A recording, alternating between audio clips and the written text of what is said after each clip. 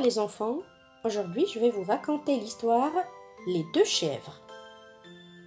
Il y avait une fois une petite chèvre toute blanche. Avec ses 4 pattes blanches, elle se promenait au bord d'un fossé. Il y avait une autre petite chèvre toute noire, qui avait aussi 4 pattes blanches. Elle se promenait de l'autre côté du fossé.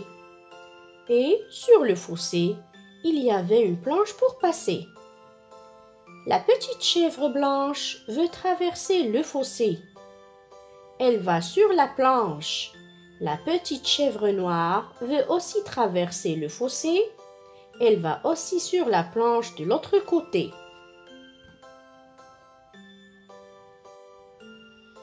Et voilà que les deux chèvres se rencontrent au milieu de la planche. Mais la planche était étroite. La petite chèvre blanche pouvait bien passer toute seule. La petite chèvre noire pouvait passer aussi toute seule. Mais les deux chèvres ne pouvaient pas passer toutes les deux ensemble. Alors, la chèvre blanche dit à la chèvre noire: « Laisse-moi passer la première. » La chèvre noire ne veut pas.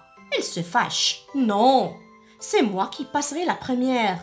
Retourne au bord du fossé pour me laisser passer. » Mais la petite chèvre blanche ne voulait pas retourner. Elle voulait passer la première. « Si tu ne me laisses pas passer, je le dirai à maman chèvre. Elle a de grandes cornes et elle viendra te corner.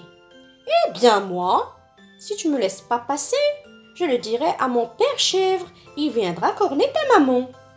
Laisse-moi passer ou je vais te donner un coup de tête. Non, je veux passer avant toi. » Et la petite chèvre noire baissa la tête et donna un grand coup avec son front à la petite chèvre blanche.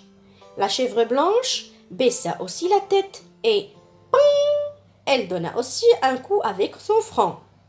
Pang, pang, pang. Les deux chèvres se poussaient avec leur tête. Et savez-vous ce qui arriva? Elles se poussèrent bien fort et patratratratra, elles tombèrent toutes les deux dans le fossé. Elles se firent bien mal sur les pierres du fossé. Bé, bé, bé. Elles bêlaient tristement. Elles ne pensaient plus à se disputer. Elles remontèrent sur le chemin en boitant et en bêlant, et retournèrent à leur bergerie, chacune de son côté. Voilà ce qui arrive bien souvent lorsqu'on se dispute.